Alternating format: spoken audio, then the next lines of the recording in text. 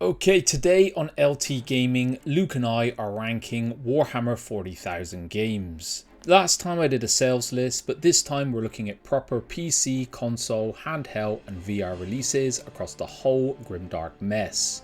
Strategy games, shooters, RPGs, tactics games, we're going to try and include it all. We will leave out some mobile only games, car battlers and other oddities, but at the end of this you'll be left with a ranking for each game, looking at what it tried to do, how well it captured the 40k grim darkness, and whether it still holds up, and of course whether we're going to recommend it to you. Now this project is a massive lift for us, so if you like this style of content, drop a like on the video, leave us a comment with your thoughts on it, and if this type of content resonates, we'll be sure to do more of it in the future. Alright, all the paperwork out of the way, let's begin. Dawn of War Definitive Edition, let's start with a big one. Now for a lot of people, myself included, Dawn of War is the 40k game, and with the Definitive Edition we're treating it with the original, Winter Assault, Dark Crusade and Soulstorm all in the one complete package. What makes this one work is how well it understands 40k as a battlefield.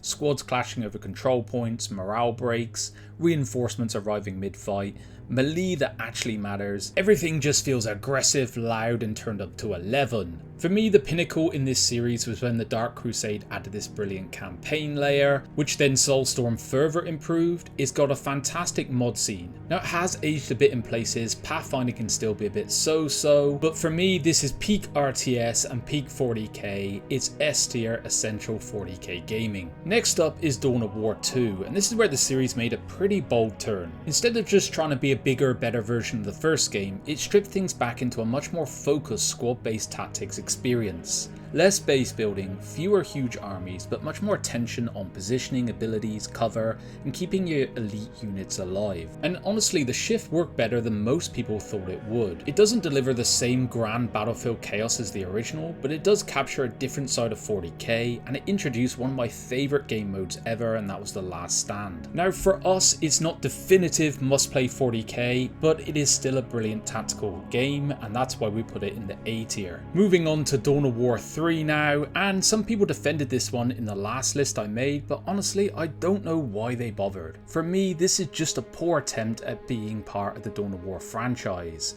It tried to blend larger RTS battles of the first game with the hero focused design of the second, but never felt great in either.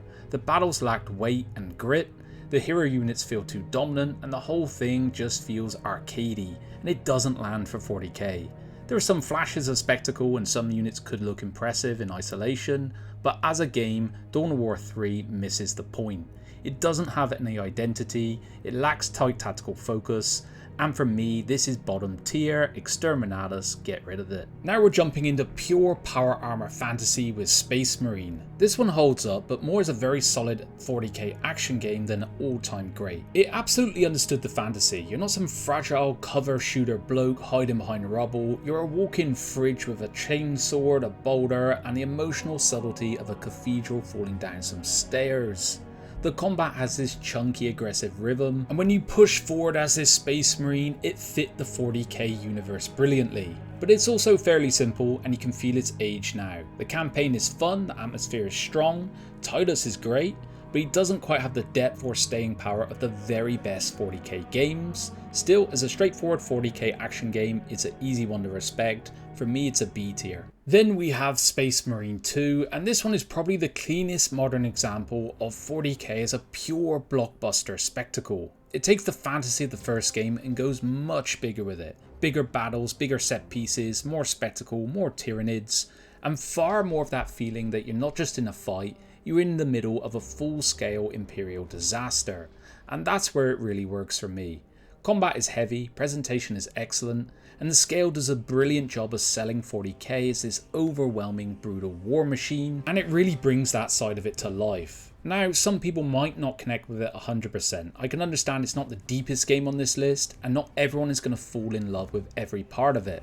But for me, it's one of those games that every 40k fan should try, because as an overall experience it absolutely delivers, so it has to be S tier essential for me. Coming on to Boltgun now, which is basically what happens when someone looks at 40k and says, what if Doom was mixed with this, but with a bit more religious trauma? And honestly, I think it works. It's one where your mileage will depend heavily on whether you enjoy retro shooters though. This isn't trying to be a grand RPG, a massive strategy sandbox, or some sweeping cinematic epic. It gives you a boulder, points you at heretics and demons, and then you get to turn the screen into a glorious mess. What I like about Boltgun is it does understand its own tone. It's silly, violent, chunky, and completely committed to the bit. But I do think you do need to enjoy this kind of shooter to really connect with it. If that retro FPS rhythm doesn't click, I can see you bouncing off it fairly quickly. Great fun, very 40k, but more genre dependent than the absolute top entries, so B tier for me. Next we have Darktide, and this one definitely caused a bit of controversy on my last list. I originally put it in C tier, partly because that video was built around the sales price and whether I thought it was worth grabbing at that specific moment. But often, as it happens online, many people skip the context and march straight past the nuance and politely slaughtered me in the comments, which is fully fair. Being the responsible gamer I am, I reinstalled it, loaded it back up and gave it another proper go. And I'll happily admit I was probably a bit harsh on it. The atmosphere is excellent, sound design is fantastic, and the music goes harder than it has any right to. And when it all clicks, cutting through the hordes does have a properly 40k feel to it. But from my own taste and perspective, I can't put it right near the top. I like Darktide, I respect what it does well, but I don't love it in the way some people clearly do, and I still think something around the structure and the matchmaking holds it back for me. So I'm moving it up, but not into the holy chamber of untouchable classics. It's a B tier for me. Mechanicus now, and one of my favourite examples of a 40k game turning lore into actual mechanics, because the Adeptus Mechanicus are already a strange bunch. They're half priests, half engineers, wandering around ancient tombs, chanting at machinery, like some sort of unhinged IT department, and Mechanicus really understands this. The tactical combat is clean, but what makes it stand out is the way everything feeds into this tech priest identity. You're gathering at cognition points, augmenting your priests and pushing deeper into Necron tombs. But you get a real sense of customization and turning your squad into a walking argument against natural biology. It's not perfect, of course, the balance can get a bit wobbly once you start to snowball, and it's not the biggest game in the world, but the style, soundtrack, atmosphere and faction flavour are absolutely superb, colour me intrigued for the next incarnation. For me, it's one of the strongest 40k strategy games, and I put it firmly in the S tier of essential gaming. Chaos Gate Daemonhunters is a game I really wanted to love more than I actually did. At first it seems like a brilliant fit for me. Grey Knights in a tactical campaign, smashing demons, teleporting into fights, executing enemies, and managing corruption across the map. On paper, it's exactly the sort of thing a 40k tactics game should be doing. And early on it feels great. You think, okay, this is harder than most tactics games, but it is doable. It wants me to be aggressive, it wants me to push forward, I can work with this. But as it goes on, the game seems to punish you a bit too much for actually playing and experimenting. Difficulty curve strikes hard, and enemies start swarming you very quickly, and it feels less like a tactical challenge and more like the game just throwing everything at you all the time. There is a strong game here and many will like it, but for me the campaign and the overall balance hold it back from being one of the greats, so it's a B tier. Next up we have Battlesector, and honestly me and Luke discussed this one a lot and I think it deserves to sit right near the top, because we're talking about capturing the tabletop style of Warhammer 40k in a video game form, and it might be the best version we've ever had. It doesn't try to reinvent 40k into something completely different. It takes the core battlefield rhythm of movement, positioning, unit rolls, range pressure, charges, abilities, all of that good stuff, and turns it into a very, very fun tactics game. The Blood Angels and Tyranids are a great starting point for this series, and you can always add on extra armies with DLCs. It might not have the RPG richness of Rogue Trader or the sheer cinematic spectacle of Space Marine 2, but for players who want 40k as a tactical battlefield, Battlesector is one of the strongest adaptations out there. For me, it's the pinnacle of tabletop style Warhammer 40k in gaming, therefore it is essential S tier. Battlefleet Gothic Armada is definitely one of the most distinctive 40k games because it moves away from boots on the ground and goes properly massive. This is void warfare. Huge ships, slow turns, broadsides, boarding actions, torpedoes. Honestly, the list goes on and on. The scale is very good and the atmosphere is absolutely there. On paper, it should have been one of the coolest things 40k has ever done in gaming. One of the main issues though is pacing. I understand what the devs are going for. These are huge capital ships, not speedboats. They feel slow and heavy and powerful, but the immersion breaks where it starts to actually hurt the gameplay. Ships take a huge amount of time to move across the battlefield, engagements take too much time to properly develop, and the experience feels like you're watching rather than playing. When it clicks, there's something special here, but the slow tempo, rough campaign, and just the general difficulty of playing the game means I respect this game more than I enjoy it, so it's a C tier for me. Next we have Gladius, which is probably the closest 40k has come to a proper 4x strategy game. Although being 40k, the usual 4x diplomacy side is thrown at the airlock, there's no peaceful cultural victory here, no friendly trade agreement with the orcs, no polite border negotiations. It's just war, expansion, industry, research, and an alarming amount of violence. And that fits the setting very well. What I like about Gladius is it takes the bones of a Civilization style strategy game and strips it down into something much more direct and militaristic. You build cities, you manage resources, researching your tech, expanding across the map, and then you fight some more. It can feel a bit dry if you want some narrative, flavour or diplomacy, you could probably bounce off it, but mechanically it's a very strong strategy game and the faction variety has grown massively over time, although beware, there is quite a bit of DLC. For strategy fans, it's one of the better 40k adaptations, so it's A tier for us. Battlefleet Gothic Armada 2, and for me this is a much stronger version of the initial idea. It keeps the same brilliant core fantasy of commanding enormous Gothic battleships and doing all the stuff you want in space in the 40k universe, and compared to the first game, it's broader, cleaner and much more feature complete. The faction variety is much better. The campaigns are more ambitious and the scale of the battles does a much better job at selling the full insanity of 40k void warfare. You've got Imperium, Chaos, Necrons, Tyranids, Orcs and more, all giving different flavour. Now it's not going to be for everyone because the pacing does remain slower than a lot of strategy games. If you don't enjoy managing heavy ships with deliberate movement, it can feel like trying to steer a cathedral through treacle. But as a 40k fleet strategy game, this is easily the better package of the two, and for me, it's a very fun game overall, and I'm putting it in B tier. Coming on to Inquisitor Martyr, which is basically 40k having a go at the action RPG format. And honestly, I've always found this one interesting because on paper it ticks a lot of boxes of genres I like. You're an Inquisitor, you're investigating corruption, purging heretics, looting gear, basically Diablo but in the Warhammer 40k universe. Atmosphere is good, the class fantasy is there, there's something very satisfying about carving through cultists, demons and Xenos, but it is also a bit uneven.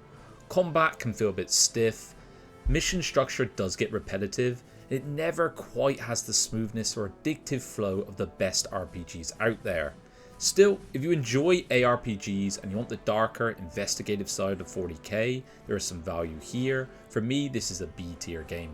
Next we have Inquisitor Prophecy, and I'm going to be quite generous with this one because I love this genre and I think it's a lot of fun.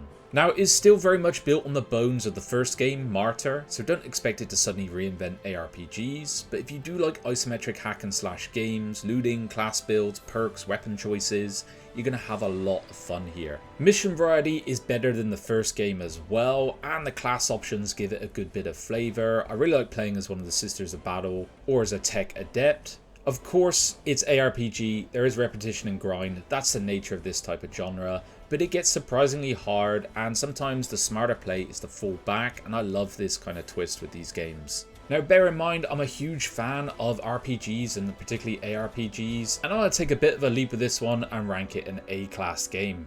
Coming on to Space Hulk Tactics, and this is a game where Luke would definitely rank it higher than myself, and I can see why, to be fair. As a Space Hulk adaptation, it does understand the basic appeal. Terminators, gene stealers, tight corridors, Overwatch, careful movement, and the horrible feeling that one bad decision is going to turn your entire squad into very expensive floor decoration. But for me, I just don't quite get the hooks on this one. I don't feel the replayability. It has board game tension and there are smart ideas here, but the pace is a bit too dry, and over time the missions just start to blend together. It's one of those games where I respect the adaptation more than I actually want to keep playing it. So while Luke would be kinder to this one, I think for me it's in the niche camp, C tier. Space Hulk Deathwing, this is one of those 40k games where the atmosphere is doing a lot of very heavy lifting. Visually and tonally, it gets the appeal. You stomp through enormous derelict ships in Terminator armor, surrounded by Gothic machinery, corrupted corridors, flickering lights, and the constant threat of gene stealers pouring out the walls. When you first see it, it looks like it should be an incredible A-class game. The problem is what is actually underneath never quite lives up to the promise. The combat can feel clunky, pacing a bit uneven, and I really think you need someone to play this game with. There is definitely something here for 40k fans, especially if you're in the mood for taking your Terminator squad and clearing out a Space Hulk. However, I'm going to rank this a C tier game. I would upgrade it if you've got someone to play with consistently. I think you'll have a lot more fun, but as it stands alone, C. Okay, Space Hulk Ascension now, which for me is one of the more interesting Space Hulk adaptations, even it's not an easy one for me to recommend broadly. Compared to some of the other versions, I think it's more substantial. You do have squad progression, customization, experience, skills, equipment, and more of a campaign structure around the classic Terminators versus Gene Stealers setup. So I like all these ideas, it gives the game a bit more of a long-term investment feel. The issue is pace. Again, it's slow, quite grindy, and can become repetitive, and you spend a lot of time carefully inching Terminators through dark corridors, watching your angles, which has its appeal, but it kinda can get old quickly. There's definitely value here if you like Space Hulk and slower tactical games. For me, this is a B tier game. Okay, Space Hulk, the 2013 version, and probably the most direct board game translation of the bunch. And that is both its strength and problem. On one hand, it captures the Space Hulk formula, Terminators moving through cramped corridors, Gene Stealers closing in. Check. But compared to later adaptations, it feels a bit stiff. It's functional, and if you want a faithful digital version of the board game, there is some value here. Luke is very high on it, and he actually wants me to put this higher. But for me, it's one of those games that matters more historically than it does actually as a game today. So I'm going to say C tier, and I think that's maybe a little generous. Next, we have the original Space Hulk. This is from 1993, I believe, and it's very much a historical one now. For the time, I can respect what it did. It took the classic formula and turned it into something tense, tactical, and pretty ambitious for the early 90s. You've got claustrophobic corridors, the constant threat of being overwhelmed, the core Space Hulk feeling. But this is a game where age has done a lot of damage. It is awkward to play now. I can't even find a version to play even. And I don't think many people are going to come in fresh and have a brilliant time. So I respect it as an important early adaptation. But in this day and age, I'm going to say it's a D tier game.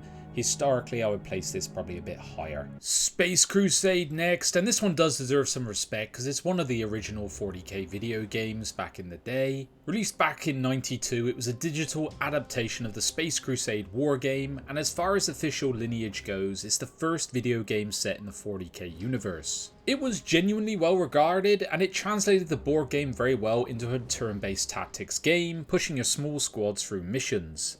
Now obviously age has done what it does. I've only played this on a friend's computer quite a few years after it came out, and even then it felt quite old, let's say. I don't actually even know where you would play it today. With the history in mind and the aging process having done its thing, I'm going to put it in C tier. It's not really a must play today, more of a salute the ancient relic. Okay, Final Liberation, and this for me is one of the older 40k strategy games that still deserves some real respect. It was based around epic 40k, so instead of small squad tactics, it's gone bigger. Tanks, infantry, formations, titans, large scale battlefield warfare.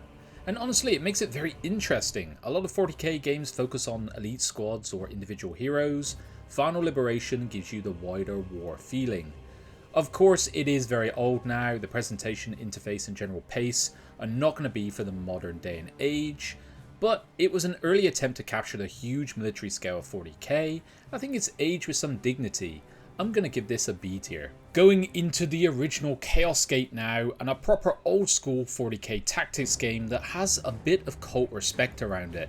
This was the Ultramarines versus the Forces of Chaos in squad based tactical format, and for the time it was a very compelling pitch. You had individual Space Marines, equipment, missions, injuries, experience, just a general sense of building your veteran squad through these horrible situations. Now, it's not as smooth as a modern tactics game, it is older and clunkier, so you have to have a bit of patience with it. But compared to some early 40k games, there is a strong tactical foundation here. I wouldn't call it essential now, but I think it deserves respect. B tier for me. Next we have Fire Warrior, and this is a 40k game that people remember more as a curiosity, I believe, than a great shooter. To be fair, the idea is quite interesting. You're not playing a Space Marine, you're actually a Tau Fire Warrior, which is very different. You're seeing the Imperium chaos and the wider horror of 40k from the perspective of a faction that was very fresh at the time. The problem is the actual shooter underneath is quite rough. Weapons don't feel great, level design is basic, and it never reaches the intensity that you want from this sort of game. Piece of history, but I'd be lying if I say I remember it fondly. This is a D tier game from me. So we have Kill Team now, and honestly I find this one very hard to recommend. On paper it could have been a neat little arcade 40k game, not my basket, but you can pick a Space Marine class, blast through orcs, so something to like. But the PC experience that I had was very rough, the port was poor. It just felt like a broken game that didn't have enough effort to make it into a PC version, which is how I played it. I love my 40k games and I'll forgive quite a bit in this universe, but this one, not really. This is an F tier game for me. Warhammer 40,000 Armageddon is very much one for the hex strategy crowd, and I see this as the precursor to many titles that we love today, like Battlesector. This isn't flashy 40k, you're not getting cinematic executions, dramatic speeches, or a Space Marine turning everything into paste. This is old school turn-based wargaming, units, hexes, terrain, armor values, weapon ranges, and a hell of a lot of careful positioning. For the right player, this absolutely has value. The game does a good job at capturing scale, with the Imperium grinding against orcs across a big military campaign, and there's a lot of content here. If you like that classic Panzer Corps style of structure, it's a very satisfying 40k version of it. But it is also quite dry, presentation's a bit limited in this day and age, and the atmosphere mostly comes from your own investment into the game. Solid, respectable, but still niche. This is a B tier game for me. Storm of Vengeance, and this one is a bit grim, and not in the fun grimdark Warhammer way. This is just a terrible game. It doesn't do anything right. It's a lane defense game built around a conflict between the Dark Angels and Orcs, which sounds quite fun on paper, but in practice it just doesn't do anything with the setting. It's repetitive, very forgettable. F tier for me. Absolute rubbish. Regicide, which is basically 40k chess with boulders, executions, and quite a bit of shouting. As a concept, I'm not opposed to it. I quite liked it. Taking a game I enjoy like chess and layering it with Warhammer 40k combat animations, faction flavor, abilities, and a bit more tactical violence is a cool, weird experiment. The problem is the novelty wears off, and it does a lot of the heavy lifting. And once that initial appeal has worn off, you are left with something that does feel limited. I'm pretty sure something weird happened in this game. I can't seem to find it anymore on any platform. So I'm going to say a D tier.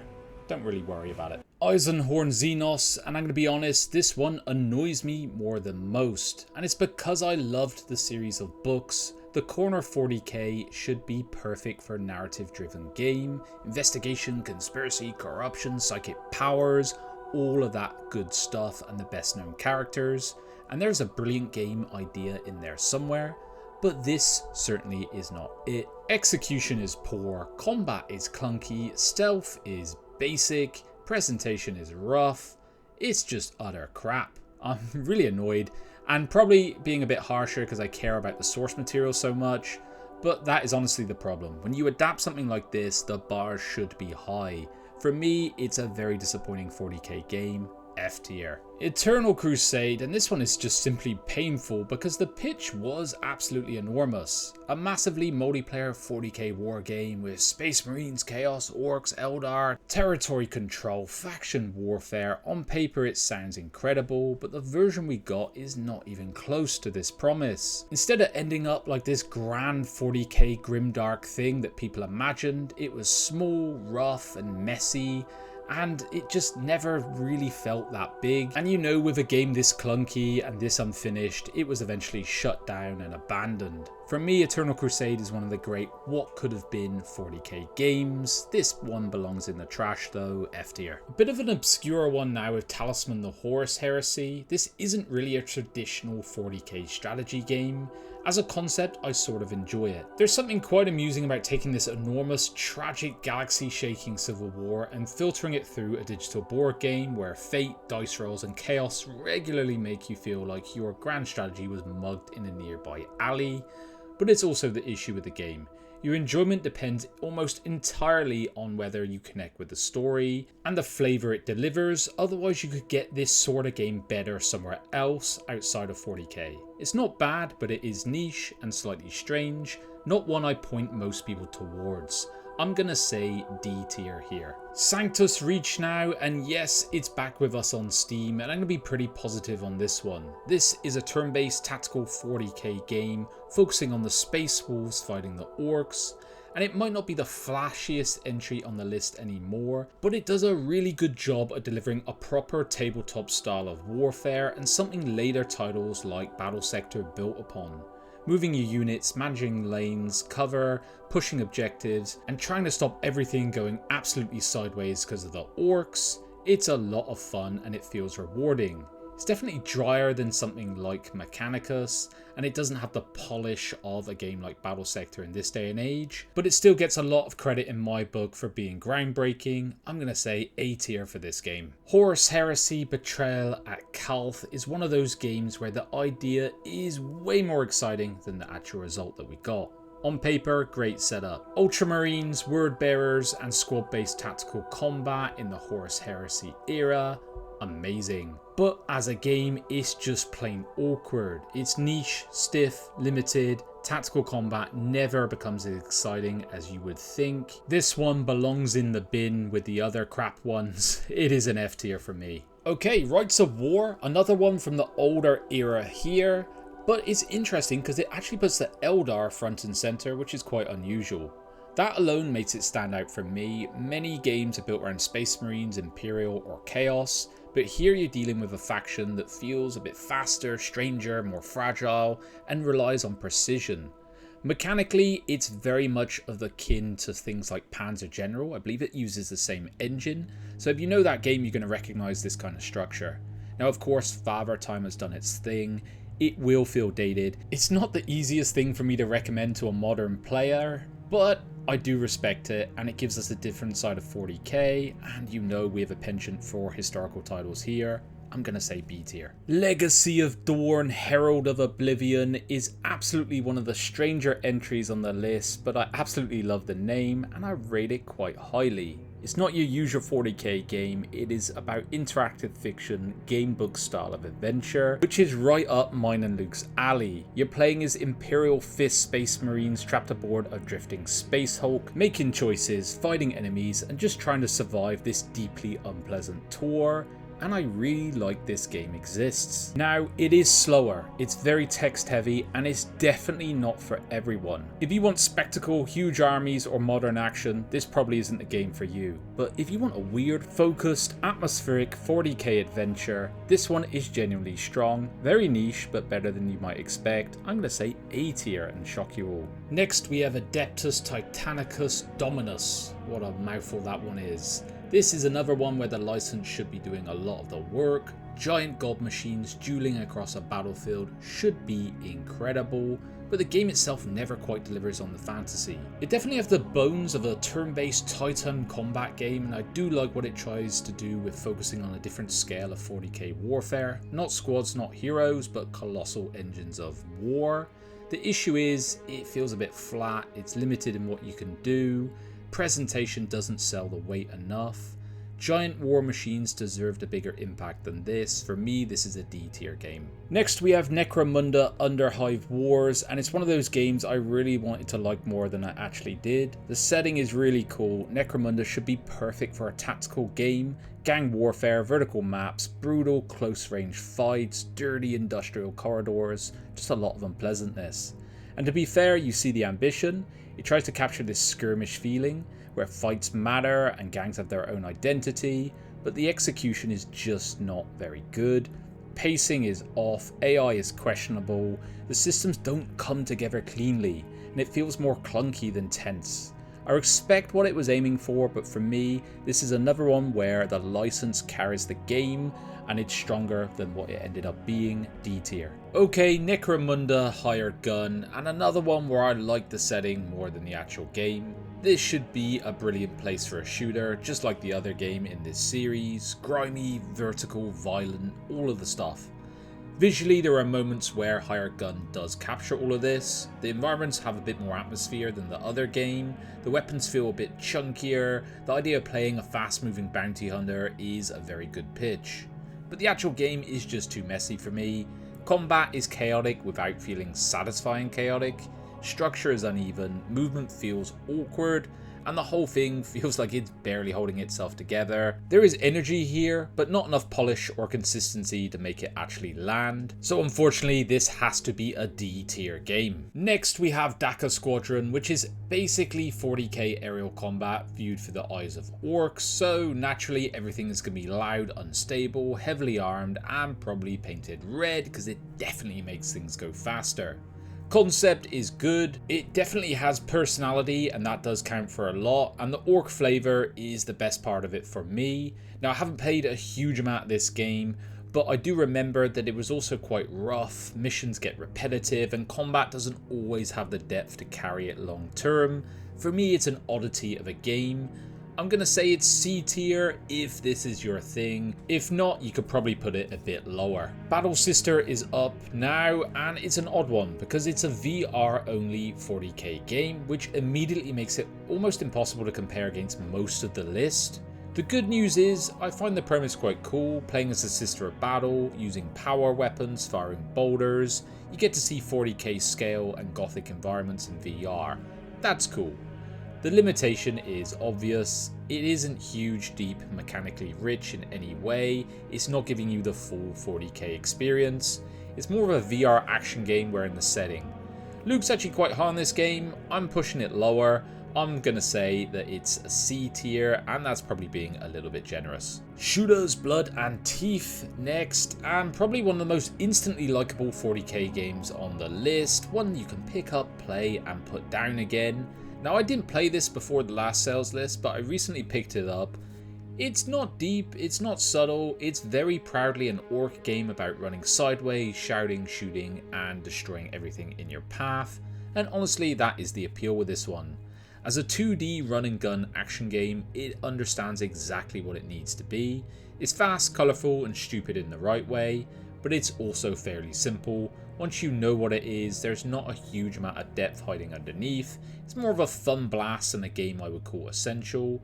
But for what it does, I'm going to say it's a B tier. It does its job well, but you definitely got to be in the mood for it. Speed Freaks is another orc-focused 40k game. If any faction deserves a chaotic vehicle game, it is the orcs. Loud engines, bad ideas, improvised weapons, and reckless driving. Fantastic. The core idea is good. You're jumping into ramshackle orc vehicles, racing around arenas, blasting people apart, and turning every match into absolute carnage. When it works, it has this orky charm to it, fast, messy, and loud. I do think it's limited though, compared to stronger entries on this list. The concept is fun, but it doesn't have the depth or variety and long-term pull to really stand out beyond the novelty. So for me, Speed Freaks is a fun side dish, very orky, very silly, but not an essential 40k game. I'm going to give this a C tier. Next we have Rogue Trader, and one of the most impressive 40k adaptations for myself. Not because it's the flashiest game on this list, because it absolutely isn't, but it is a dense CRPG, which means menus, dialogue, stats, builds, a few questionable moral choices, and enough reading to make me think I'm working my way through the Horus heresy. But what Rogue Trader gets so right is the shape of 40k. You're a terrifyingly powerful Imperial noble with a ship, a crew, a warrant, and enough authority to make each choice feel dangerous. The writing is stellar and it leans into the weirdness of the setting as well, so you get a grasp of the politics, the faith, the corruption, the Xenos, the warp, just the sheer bureaucratic horror of the Imperium. As a grimdark role-playing experience, I think this is probably the strongest we've ever had. For me, it is essential play, S tier. Mechanicus 2, which Luke has reviewed on the channel very recently, so this is a fresh title for us. And honestly, we think it is a very strong follow-up. The original did a brilliant job of turning 40k flavour into actual tactical systems, and the sequel keeps a lot of that appeal. You've still got the wonderfully strange Adeptus Mechanicus identity, but now you've got the Necrons in as well. This helps it feel distinct. It's not just generic turn-based tactics with a 40k coat of paint. Atmosphere, faction identity, presentation, and all the flavour are doing a lot of work here. Now, we saw a lot of performance-related criticism on Steam, and it's worth mentioning we didn't run into any of those during our time with it. I don't think we can quite put it above the original yet, because the old game is tight, iconic, and has been around a while, but it's a very strong entry for 40k. We're going to say A tier here. And there we go. That is our full Warhammer 40,000 games tier list. Now, we know we missed a few titles out here and there, mostly on the mobile side. There is one or two niche titles I haven't played, so I didn't include them. But a quick caveat before anyone starts going into the comments too quickly, this was a big unwieldy video to edit and make, so there's going to be one or two continuity wobbles I imagine with the tier list as it's shown, so treat this final board you're seeing now as the proper version. Alright, that will do it guys. Let the arguments, the comments, the wonderments, the bemusements in the comments below commence. I hope you've enjoyed it. This was a delight to make, although it was a massive lift. I'm genuinely curious what you guys think about our rankings. Let us know, and I'll see you on the next one. Bye bye now.